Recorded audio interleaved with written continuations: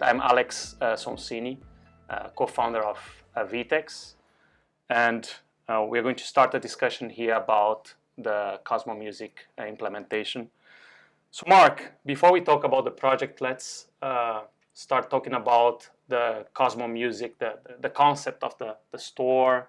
I went to Toronto. I've visited the store. It's an amazing store with a lot of concept behind. So can you talk a little bit about the ideas behind Cosmo Music? Sure. Cosmo Music was founded in 1968, so we have a huge, long history of selling musical instruments in the Toronto market. But in 2008, we launched our brand new Superstore, which is a 60,000 square foot, fully comprehensive, full-line musical instrument retailer. Is it the largest in North America? It's the largest, I'd call it the largest experiential music store where you can touch and feel, and there's a large retail component in North America. For a while when we opened it, it was the largest in the world, but then there were some other stores that opened up subsequently that had bigger footprints. But in the store, we don't only sell products, we have services as well. So we rent musical instruments, both for short-term rental and for long-term educational, flutes and clarinets and such. We do production and events. So we do corporate events all the way up to 10,000 person live outdoor concerts. We teach, so we have over 90 teachers, and we teach thousands of kids every week in our music school.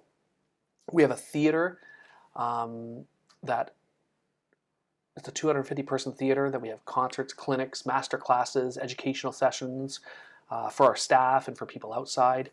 And then we have a repair shop with 29 technicians repairing everything from brass and woodwind instruments to guitars, keyboards, and drums. So it's a fully comprehensive music store which you can come and have any kind of product or service that you so desire in musical instruments. Amazing. And I think what impressed me the most when I was there is that everybody that is working on the store in the specific department is a musician that knows exactly about the instrument and everything that you have there, right? Everyone's a musician except for me. No, there's a few of us who aren't musicians. We're more business oriented. But yeah, the vast majority of the people who work there are musicians because they're passionate about music, and sometimes working in an industry that you enjoy and you're immersed with products and services and smiles on kids' faces, that it brings more importance in a career than other things, right? So immersing yourselves in your passions. That's the vast majority. A lot of our salespeople too are gearheads, so they like to work in the retail store because of the staff discount, and they can buy more gear for their own collection. So that's another reason as well. But having spent a lot of time at Cosmo, I think one of the things that thrills me in working with you is just the excitement that comes from the musicians and from your staff. It creates a customer-centric approach that I don't know that I see very often. And even things that you do like QAing the instruments before they go out, it comes with huge overhead to do that. But you QA every instrument, you QA every guitar, you tune it, you make sure it's good before it gets shipped out, and that's an interesting thing that you brought up. The QA process with guitars and brass and woodwinds in particular. We do that in order to have the initial buyer and user of that instrument who's buying it, whether it's a student or whether it's an adult, have the kind of experience that they deserve when they're first learning an instrument. So when you buy your first guitar or your third guitar, 10th guitar, the expectations is that you get it and it's going to work. The reality is, through transportation and some instruments that come from overseas, they end up it's not that they're bad quality, it's that they need readjustment. And so we QA through one of our qualified technicians every single guitar that comes through the store and brass and woodwind instruments. So it's taken out of the box, it's looked over, it's made sure it works. The last thing you want is a beginning student to be frustrated by an instrument and then believe that it's their own abilities that have caused them to not be able to play effectively. And unfortunately, with instruments that are purchased from a large majority of other non-musical instrument proprietors or retailers, that's in fact the case. And it's not the kid's fault, it's the instrument itself, it's equipment. So that's a good segue to talk a little bit about e-commerce, because the store has a lot of experience behind it. You really take care of the instruments of the merchandise that you are selling. and how do you deal with the online experience in order to try to offer this same expertise through the e-commerce? What are the challenges that you see there? Great point, and that is something that was one of the big things that drew us to VTEX. I mean, aside from the robust functionality of it, the transactional volumes it can accommodate, and the huge SKU presence, and I think we may speak about that later. But one of the things is some of these customizations that we're able to accomplish using VTEX. One of them, and all of them, are to kind of give the customer comes online the kind of experience you can enjoy in store as well. And I think one to point out is the serialization customization that we did, where a user goes online and a guitar of a certain model can have numerous different looks. And that's primarily due to the wood grain and finish of that instrument. So you can have the same guitar, same model, obviously the same price, but it can look 20 different ways because the wood is different. So our serialization module that we created within VTEX allows a user to see 6 different guitars of the same model type on their screen, simultaneously rotate the view, so front, back, side, neck, and then select which serial number they want to receive in the mail purchasing over the e-commerce site, and they actually receive that serial number. So that mimics the kind of experience you can have in the store when you're looking at the instruments on the wall, and you get to hand pick the one that looks the way you want it to look. Amazing. Yeah, I remember. The overhead of that for me is just fundamentally impressive to watch and see, having been at the store and see how that actually happens. You have to imagine every guitar gets put into a photo booth, gets taken picture of, every guitar. And so you talked a minute ago about the beginner user of a guitar getting an instrument that is quality and ready for them, but also for the intermediate and advanced players who I think usually and uniquely would never buy online are now able to buy online because they can see and get that feel and the aesthetic without physically coming in. But when you're there and you see hundreds of guitars that have to come through and get taken pictures of every day, and you have a full-time employee that just does that. They have a booth, they take pictures all day. It's really... I think there's three. Okay. Three guitars. It's amazing to watch. Yeah, no, it's incredible, and it's all about the workflow. So if you can't make the workflow, efficient, then it doesn't make much sense. But if you've got enough guitars coming through, and the volumes are there, then it can make a lot of sense if you have a system and a workflow to make it happen that way. Yeah, that's great. And so this part of the implementation was, I would say, sophisticated to fit the Cosmo needs, and made a lot of sense to try to mimic the offline, the physical store experience to the online. But we have many others. Like, it was not just a simple B2C implementation with some custom features. We also had the B2B side. Mm-hmm. We have rentals.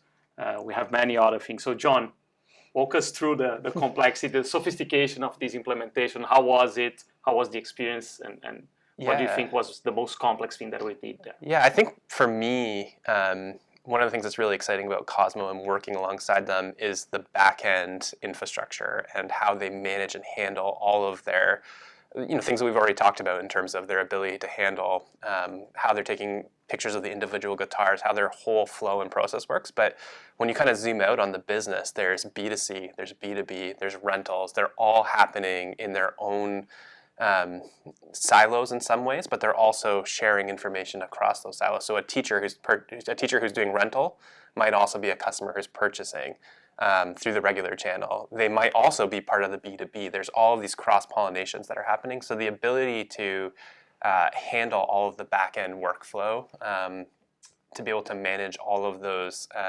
intricacies is really fundamentally complex part of Cosmo's business, but it's also a true part of the value of the value prop of that business.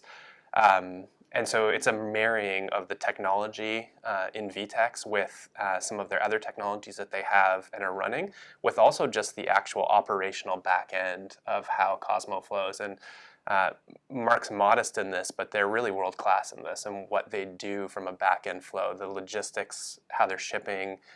Their warehouse is world-class. They have all kinds of automation in the warehouse. they're scanning every package. They're using 3D scanners to scan every package. There's a whole marrying of information that's happening all in once across all three of those different channels, and it's impressive. And it's fun. It was a fun project to work on because of that. It comes with a lot of different nuances to think through to deliver value to that end user.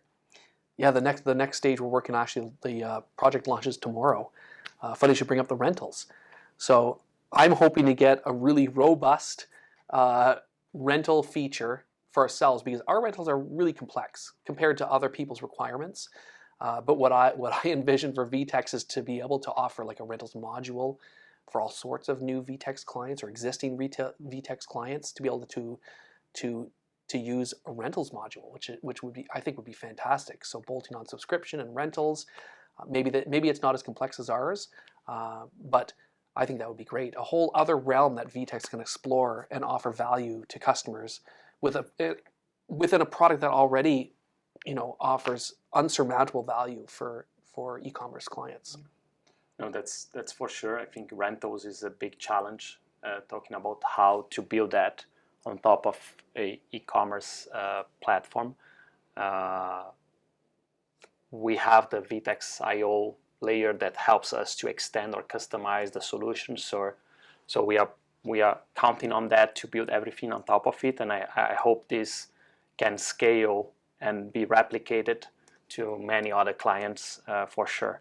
And John, you've touched a point that was about logistics. And I remember that I think one of the first meetings that I had was looking at a spreadsheet with like maybe 50 different scenarios of logistics, depending on the product, depending on the origin, the delivery address, the weight, and many other things. Again, it's sometimes the product is very, very expensive. It's a high price, and also not easy to like just ship it using UPS, DHL, FedEx.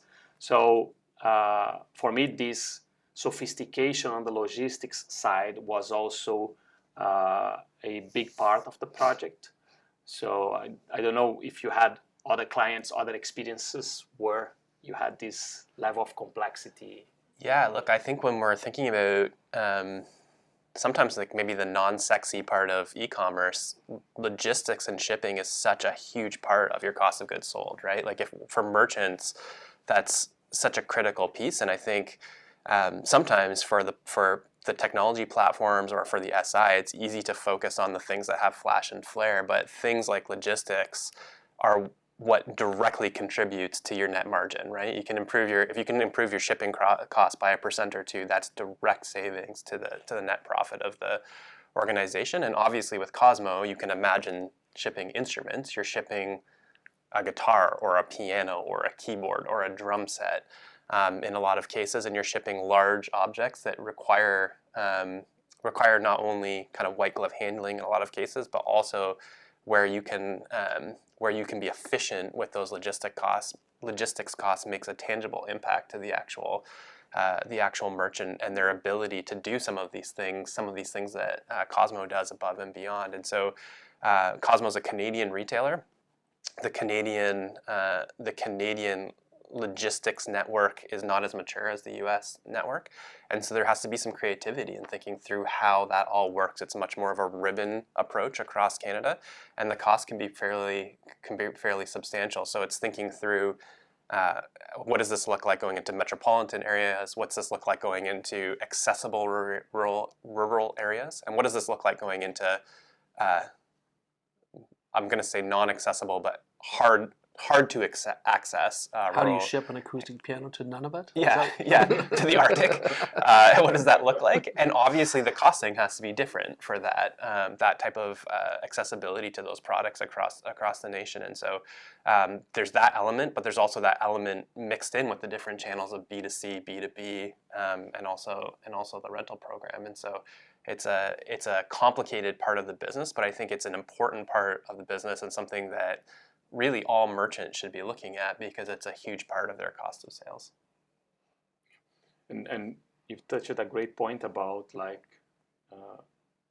the retailers needing to be very efficient in all the operation in order to reach profitability or eventually make sure that they sustain their businesses in the long term. And yes, we have been seeing many other retailers that logistics is key for you to reach that profitability or the efficiency that you need to sustain in the long term. So still in the logistics side, what do you think is the most complex to deal with, Mark? Like holding inventory, a lot of items, and then shipping them, like as you said. Yeah, I think the most complex thing for us, I don't know if this would be a logistics thing or not, but let's just assume it is, would be what you just mentioned, would be what we call the long tail inventory nature of our industry. So we actively carry over 26,000 unique SKUs. So that's each individual SKU, some of which we have multiples varying from 1 and 2 to 10,000 units of a particular SKU. But we also curate online and then propagate to numerous other marketplaces over 250,000 SKUs. So from a logistics standpoint, for us, that would be the most difficult thing to manage, would be, the SKUs, how much do you buy, the demand, how much are we stocking, how quickly can we get out to the consumer, where are the replenishment points, whether it's one of our multiple warehouses, is it in the main warehouse, what we call the transactional warehouse where we ship from. It's very complex. The logistics of that can be quite difficult. Yeah, so talking about your SKU count and actively managing 250,000 SKUs, I know from chatting with you that's a huge part of your value proposition. It's something that when looking at the platform was a key part of your decision, because not only did you need something that could handle that breadth of complexity in SKUs, but also because you're strategically looking to grow that from 250,000. You've often used a million or a million plus as part of your value prop and thinking through that. And it's hard to do that online. It's hard to curate and manage that quantity. Yeah, and I guess I would note every platform, some of the very popular platforms, their salespeople will tell you that they can manage those kind of SKU counts or transactional volumes. But the reality is, if you talk to their engineers, it can't manage those kind of SKU counts or transactional volumes. So I would caution everybody when trying to select a platform, be very conscious of that, because you don't want to get into a situation, which we have before, where you start onboarding hundreds of thousands of SKUs and then realize everything's being bogged down and there's no way to get out of that. So disappointment ensues. So that's a very important and crucial discussion to have with whatever platform you're going to select, is that can it handle your transactional volume, can it handle your SKU count, and the SKU count that you envision wanting in the future. Because if you're going to be long tail like us, there's very few platforms that can handle it, and VTEX being one of them. And how do you automate that? Because it's thinking about, you can't possibly have someone touch all those SKUs all the time. So when a SKU comes online, when a SKU goes offline, how are you categorizing? How are you automating that categorization? Because often a product might be in multiple categories, right? A guitar strap or a guitar or an amp might be in multiple different categories to serve it up for the user, but that can't be manually configured to each category. That has to be automated. No, it needs to be automated, and we're partially using VTEX amongst some other systems to kind of be our product information management system, so our PIM system. We don't have a PIM system on its own, but we're kind of using a hybrid approach where things that need to be presented to consumers are kind of being curated kind of a la PIM in VTEX, and some things in other systems that kind of migrate themselves down to our ERP system. But yeah, it has to be automated, because we can't onboard 10,000 products one day and have to manually go through each one and take photographs and categorize and add attributes. It's impossible. Yeah. And talking about systems, I remember that we also had a very tight window to go live, because we were doing the migration of the ERP almost at the same time. So if we miss that tight window, we're not going to have another opportunity to go live. So I remember that it was like we had to really plan and organize the entire project care very carefully to not miss this tight window. Otherwise, we would have to migrate the ERP first and then wait for the next window, right? Well, and candidly, we did something that at least at Syatt that we almost never do in that, which is that because of those requirements, we launched you right before a major event. That's right, yeah. Which went flawlessly, but came with a lot of planning and. Yeah, we're currently going through our ERP implementation now, and I can tell you that it was quite a bit more enjoyable to go through the VTEX implementation than it is a complete overhaul of your full ERP system, like by a million miles.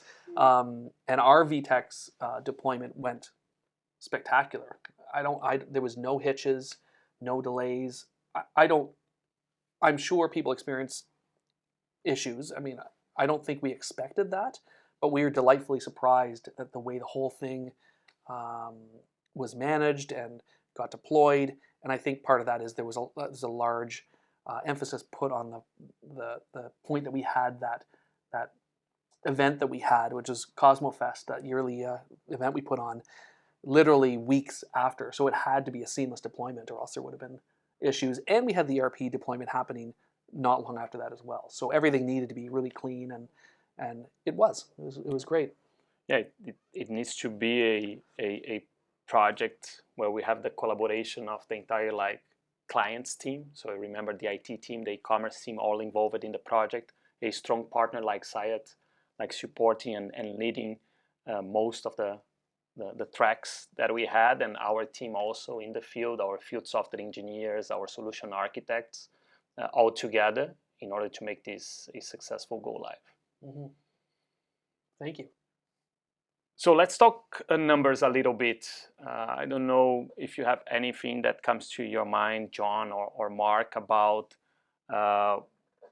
what do you remember that after the go live you saw some improvements or increases in the numbers? Yeah, I mean, I think from my perspective, typically, naturally, when you switch platforms, we usually see a dip in SEO. And there's often also a dip in conversion rate, CRO, conversion rate optimization, as that transition happens and as users are inevitably getting used to a slightly different UI infrastructure.